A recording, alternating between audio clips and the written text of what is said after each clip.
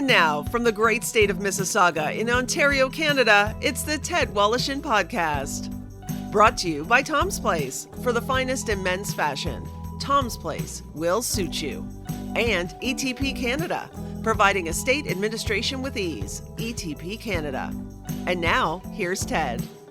Thanks so much, Becky. Welcome, everybody, and thank you for being with us as we're back to real programming after a couple of weeks of vacations.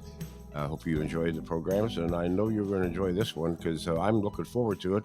My guest this week is a familiar name to television viewers in both Southern Ontario and Western New York, having worked as a news anchor and reporter here in Toronto for CTV News for 5 years before shuffling off to Buffalo, where she anchored the 5 and 6 p.m. newscasts on WKBW Channel 7 for 6 years. During that time, she was awarded a New York State Emmy and won a New York State Broadcasters Award for her profile of Valentino Dixon, a man who spent 27 years in prison for a crime he did not commit.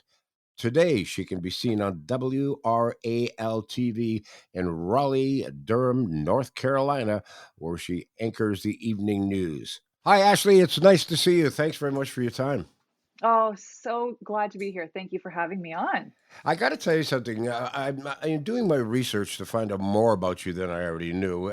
You go to different sites, and not all the information that you get is always accurate, and you know that yourself as a newscaster.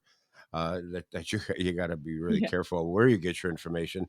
One of the sites, this is what it says. It says, born July 10th in Toronto, Ontario, the United States. Oh, you've got to send me that link. That's great. I will do that because I read it and I had to read it again, and I thought, well, did I miss something? Oh my God, they finally took over. Now That's so funny. And I'm assuming this is because you have dual citizenship. Is that why the confusion? Well, yeah, I'm not going to make any excuses for confusion there. No, okay. Anybody who's going to put Toronto, Ontario, United States. But yes, I have dual citizenship. I was born in California. My parents decided to move out there for work purposes, and I was born out there as well as my sister. But, my parents had already had established careers in Canada. And so after some time of being in California, they decided, no, let's move back to Canada, to Toronto, just outside of Toronto, Mississauga.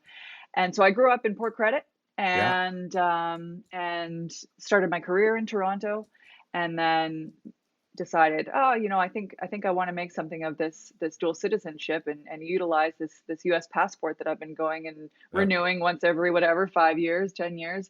Yeah. And so made the leap down to the States in 2016 and have been here ever since.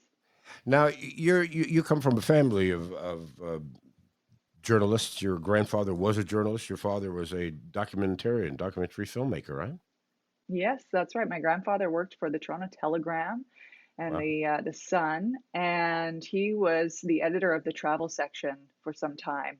Cool. So I got to learn a lot about just the joy of being able to discover new things, not discover, but experience new things and explore places and meet really interesting people who are doing really interesting things. And he would write about these experiences, and then every Sunday he would tell us various stories about his travels and that. So I think I got a bit of the curiosity bug from him, and my father as well as a filmmaker, and he's done a whole variety of things, TV series and feature films, but also documentaries. So always on a quest for learning new things, I think, is what our whole family is all about. And my mother really is the one who I attribute pushing me towards this career field and making sure that I got all of the academic accreditations that I needed to be able to move forward with it. Where did you go to high school? I went to Cawthra Park Secondary School. I was a vocal major, Ted, but do not ask me to sing anything because I have not sung anything since I was in the Ontario Youth Choir when I was in high school. All right. Okay. I'm familiar with the area. I live in Streetsville, which is just north of Port Streetsville. Credit. Oh. Yeah, and I love Port Credit as well. Those are two. If you're coming to Mississauga, those are the two places you want to go, in my opinion. Yes, You went to exactly. Western University. What did you have in mind when you went to Western University?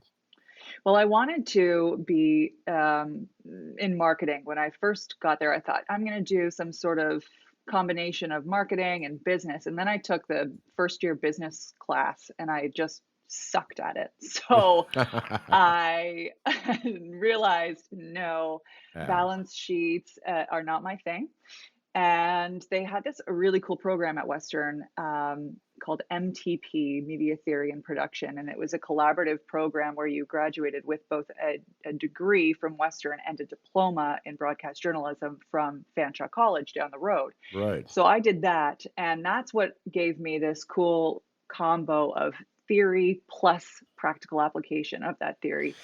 And I was doing, radio reports at 3 a.m., 5 a.m. when I was in school, and my roommates were at the Seeps. It's something relatively new. This collaboration between universities and colleges. I know Humber College, I believe, and the University of Guelph work in Hmm. tandem, and there are a number of them. Seneca has a Hmm.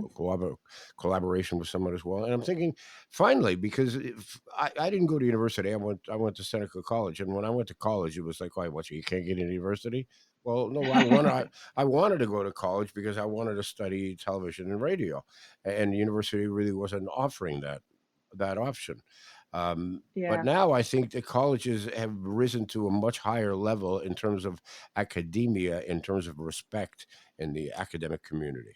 Do you agree with that? I think so. Yeah, I think so. I think even getting down to the high school level, I think there's a lot more of an acknowledgement of the benefits of having skilled trades. Hmm. So you see a lot more programs where it's cool now to take courses that are more trades focused, like electrical and welding and that kind of thing. Where Yeah, I remember growing up when kids went to that kind of like a tech school, it was sort of like, oh, what did you do growing up? So yeah, I think that the narrative has changed a lot, and I actually think that that's a really good thing. yeah. And because those people that you look down upon when you were in high school, they're the ones who come into your house to fix your plumbing and say, by the way, it's $110 for me to walk into your front door.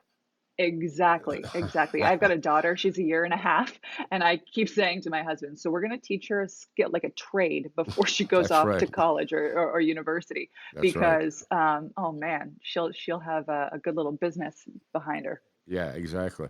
So you finish, you graduate from Western and Fanshawe College simultaneously.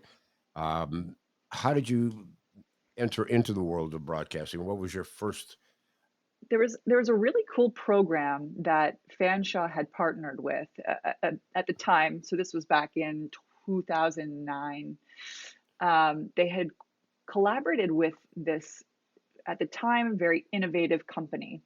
And this company was deciding it was going to change the landscape and the way that journalists gathered their content and put it out.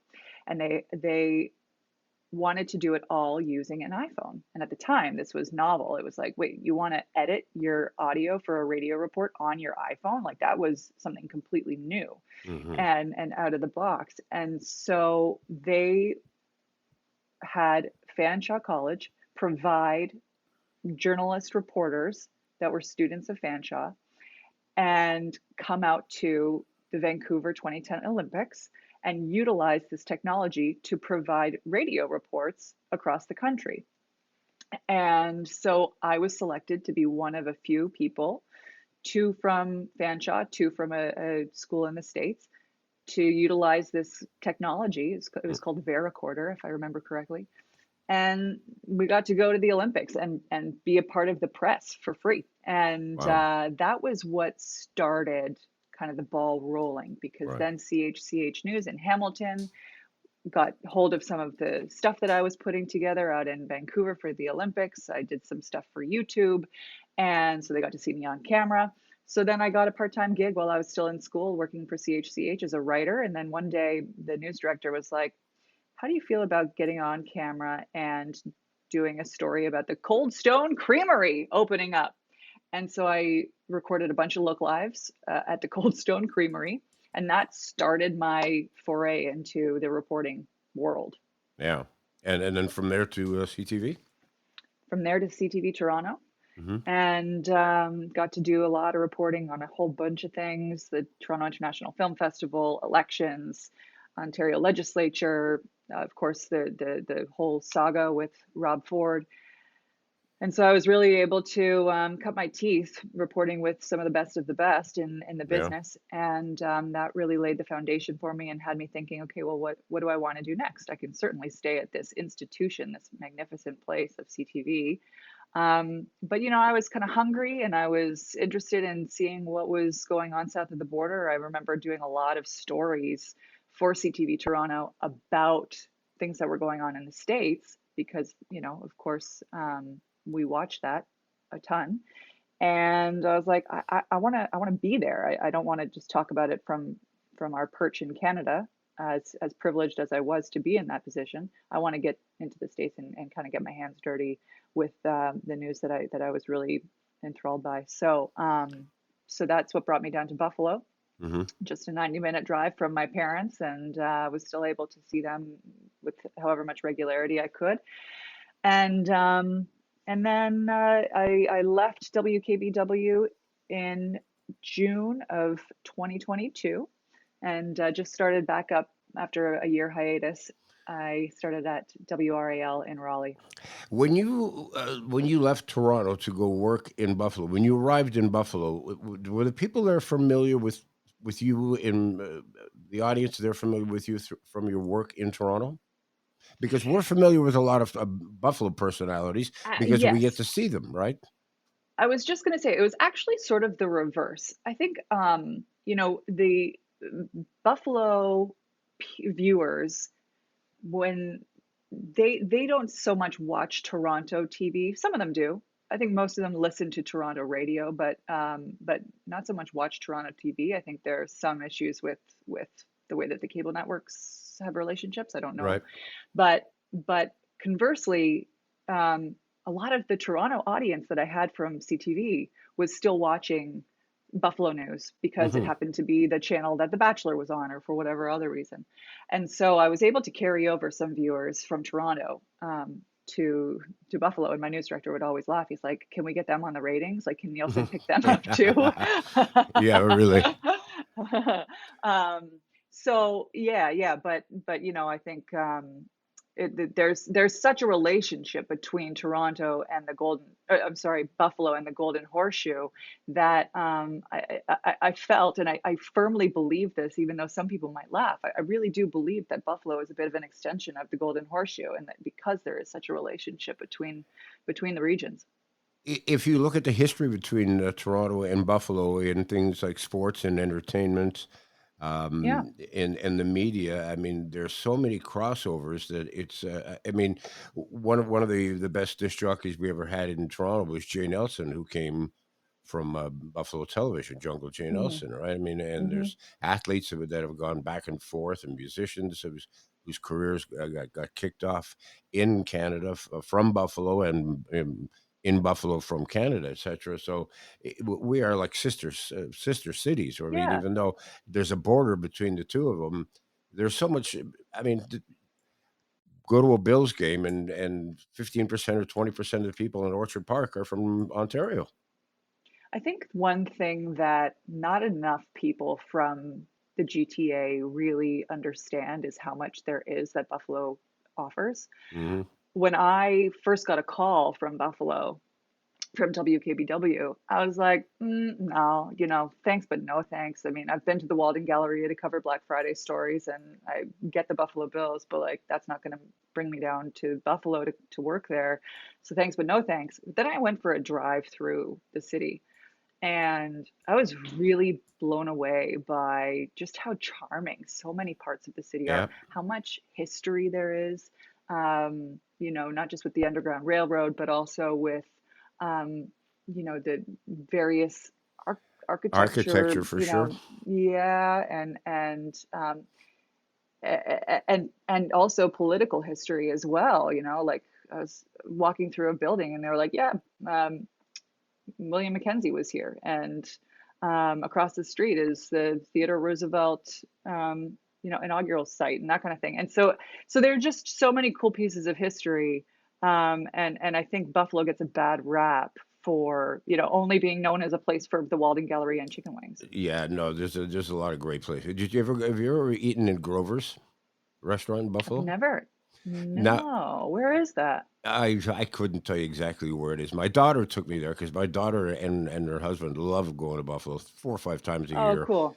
Nice. to go and dine. And Grover Cleveland, the former president, used to stay there when he went on hunting trips. It was a Oh, hunting wow, lodge. cool. So Oh, neat. it's this old house which they turned it into a restaurant, and great restaurants, by the way. Hmm. But No, anyway, very cool. so the fact that you're going to a city where you're really unknown, but you're not completely unknown. In other words, Yes.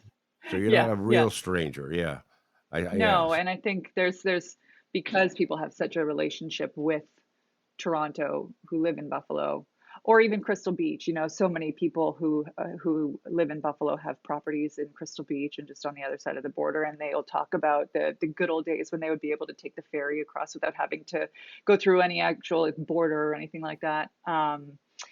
So there's just such a relationship between the U.S. and Canada when we talk about Buffalo.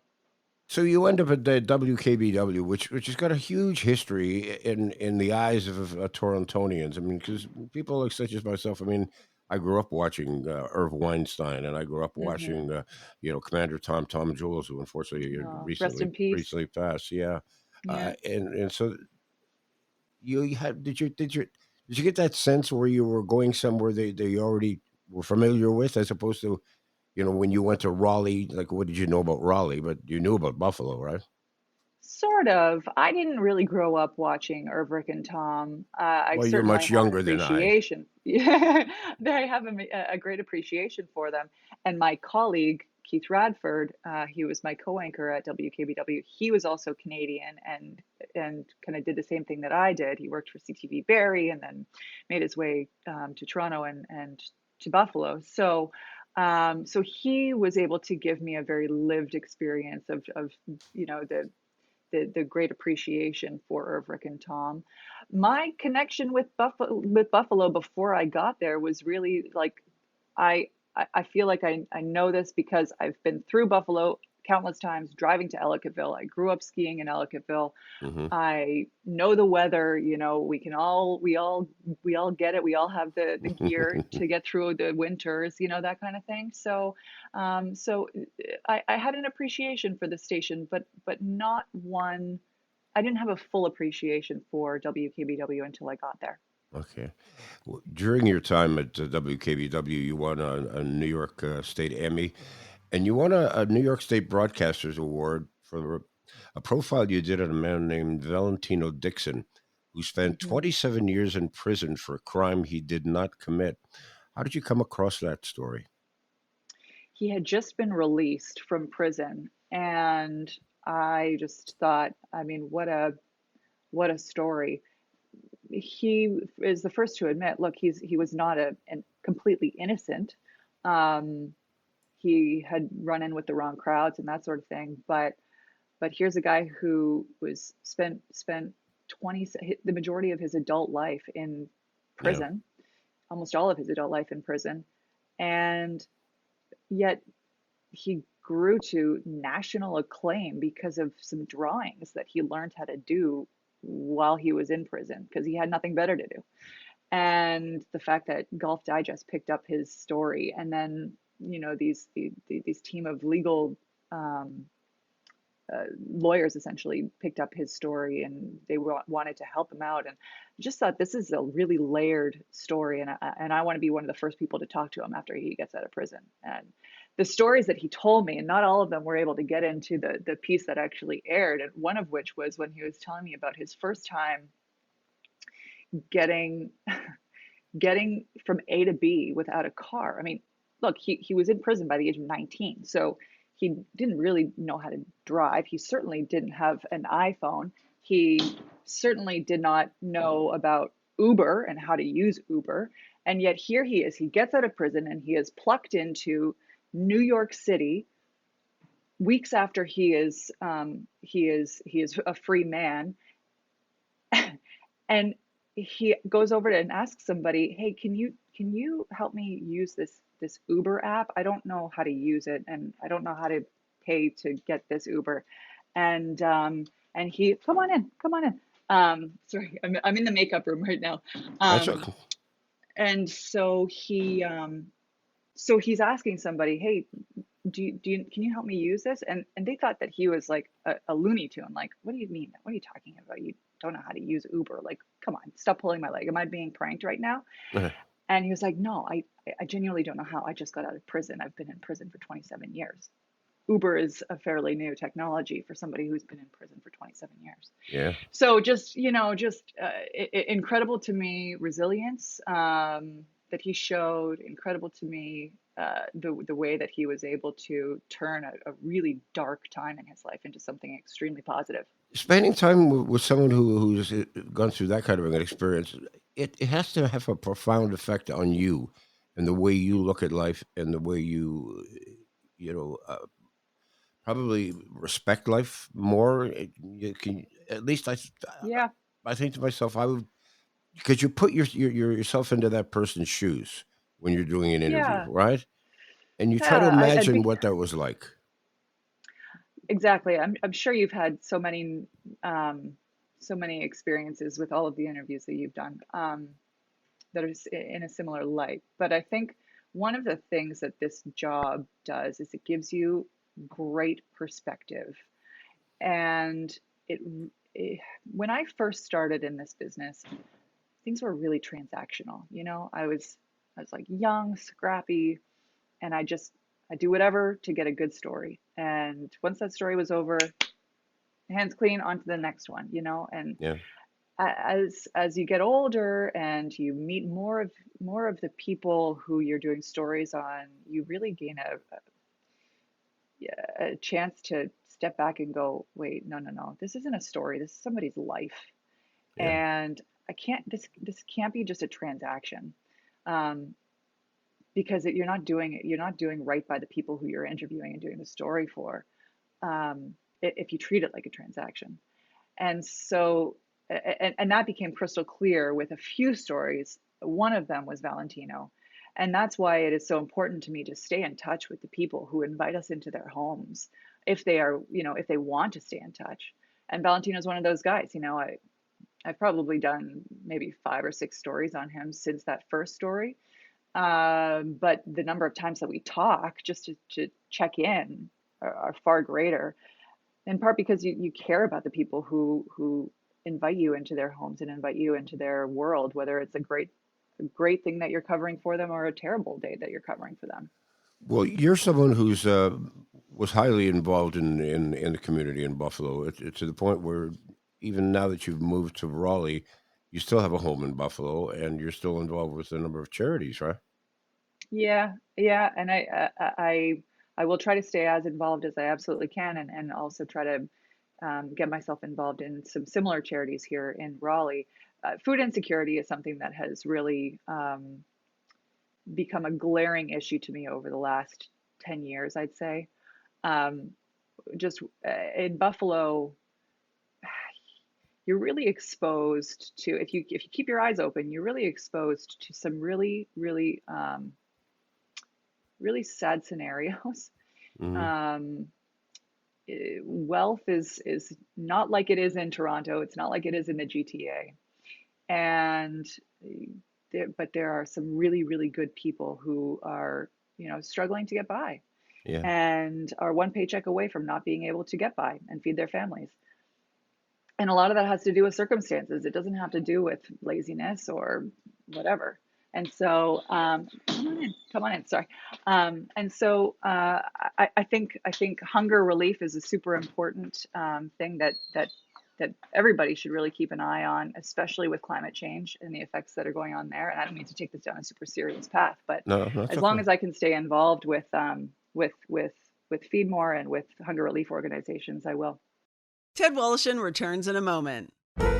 You know, June is birthday month at Tom's Place. We celebrate all month long. Tom's 67th birthday is June 7th. And Annette's big day is June 9th. And finally, Tom Jr. celebrates on the 13th. Throw in Father's Day and Canada Day, and you've got a month-long party. We know how to celebrate with birthday deals like 100% wool suits from $167. Selected dress and casual pants, along with shirts, just $67. Sports jackets starting at $167. Plus, many more deals all month long. Don't just be a spectator. Get in on the fun. Join the party and head over to Tom's Place. They're located at 190 Baldwin in the heart of Kensington Market. Give yourself a present this June with a birthday deal on men's brand name business attire. The birthday deals continue in Kensington Market. Tom's Place will suit you. Have you been tasked with the role of a state executor or expected maybe in the future you will be? Well, if so, let me make your life a lot simpler by introducing you to my friend Debbie Stanley. Debbie is the founder of ETP Canada. They specialize in estate administration. Their goal simply is to help Canadian executors understand their role and how to deal with the loved one's estate. Let's face it, there's no school for this, but ETP Canada offers services such as executor support, estate accounting, and they have a new online course called Executor Ready. It's an engaging video designed to make estate administration easier and affordable. And those are two comforting thoughts during a stressful time. So call Debbie Stanley at 1-866-309-0387. That's 1-866-309-0387. Or you can get her at info@etpcanada.ca. That's info@etpcanada.ca. Now back to Ted Wallachin. So 6 years after you began your job at WKBW, you gave birth to a young girl, and then you decided, it's time for me to become full-time mom, which, for a lot of people is a difficult decision because you're on the upswing in your career. And for women, I mean, it's men don't understand this. I think I understand a little bit, but I'm not a woman, so I can't really understand it. I can try to, but it's got to be a tough decision because you think to yourself, if I'm on a roll here, I don't want to break the roll. I don't want to slam on the brakes too early in my career. And is this a good time, or maybe a year from now, or can I wait? And then you look at your little girl and you think, this supersedes everything. Exactly. Yeah. Circumstances have a lot to do with it, and I'm in a very privileged position where I can have that conversation with myself. Do I want to stay home for a while? Not everybody gets that opportunity. Mm-hmm. So recognizing my own privilege, look, this is a great career. And I have had a great ride with the career that I continue to be on, and have had some amazing experiences and gotten to interview amazing people. But at the end of the day, it's a job. And my number one priority is making sure that I don't mess it up with my daughter. Yeah. And I never want my own ego or my own drive to be paramount to that.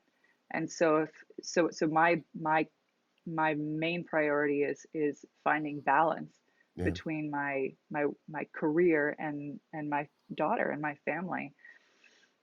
And I'll tell you what, Ted, if somebody said, would you walk away from the broadcasting career forever? If it means that your daughter will be happier, yes. Yeah. But I have found a balance. I have found a way to be able to still work on my career in this field, and also be able to spend quality time with my daughter and not feel like I'm not able to give even 80% to both. So yeah, that's a really convoluted answer for you. I'm sorry, but not at all. But I think I think it's a really raising kids and trying to grow your careers. It's not easy. No, and as I mentioned, for women, it's a much more difficult thing. Yeah. You took a year or so, or about a year off, to spend with your daughter, and then you decided time to go back to work. Did Did you look around Buffalo to go see if you can get your job back, or did you decide let's go somewhere else, or did Raleigh come knocking at your door? We were not really sure what was going to be my future. I was ready to get out of the business altogether. Um, and we headed down to Miami for the winter. And while I was in Miami, I got a call from the station WRAL. And as I did my research on this station, I realized, holy cow, this is one of the best local television news stations in the country, if not the best. And I, got an opportunity to audition here. My husband and I thought, could we see ourselves here for a while? And the answer is yes. And so this was just an opportunity that I couldn't really pass up. What, and leave behind those beautiful winters in Buffalo? Leaving behind the beautiful summers in Buffalo is something. Yeah, Toronto, what it's like. It's like the best time of year to be in Toronto is the summertime. yeah. But yeah, this business, I think, I don't know. Sometimes it gets compared to the sports world, where athletes get kind of moved around a bit, and you know that going into the business that's a very likely possibility, and you hope that you land somewhere where you can spend a long time, and could have spent a long time in Buffalo, but we sort of had it in our plan to move south for a Okay. while. Yeah. You're quoted as saying that living in Raleigh is very similar. The people in Raleigh and the people in Buffalo are very similar. Very friendly people. So friendly and so helpful.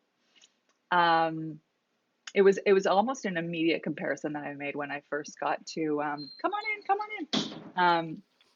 Sorry, for your listeners, I'll remind you that I'm in a makeup room right now, so this That's is okay. a high traffic area. Yeah.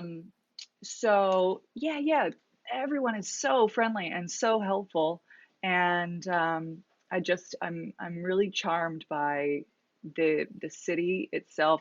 There's so much lush greenery, and the parks are amazing, and it's such a family friendly place as well.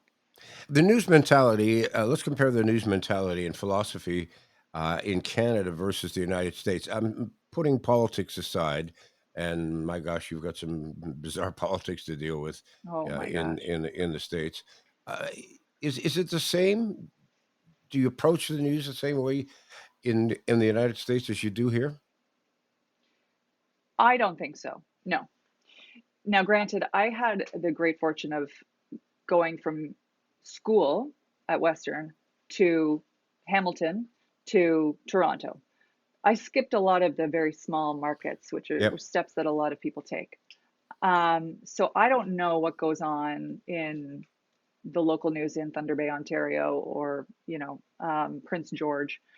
But what I can tell you is that when I was working in Toronto, a lot of our stories that were maybe national, maybe the first 10 minutes of the newscast, a lot of the stories were either a citywide story or a province-wide story or a nationwide story, and certainly you'd have U.S. stories sprinkled in there. In the United States news markets, local news markets, that first block, we call it the A block, you are going to be hard pressed, unless it's a huge story, to find a national story in that first A block.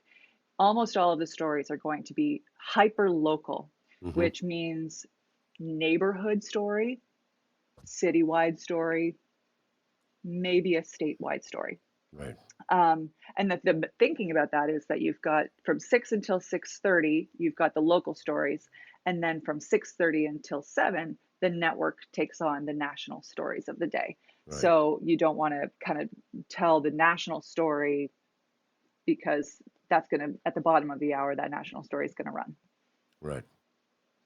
Which that was a total mind bend for me. I had to really think about that a lot when I first got to the States. Yeah. I guess you could. Do you find it difficult? Because I talked to friends who own homes in the States, winter homes in Florida and Arizona, etc.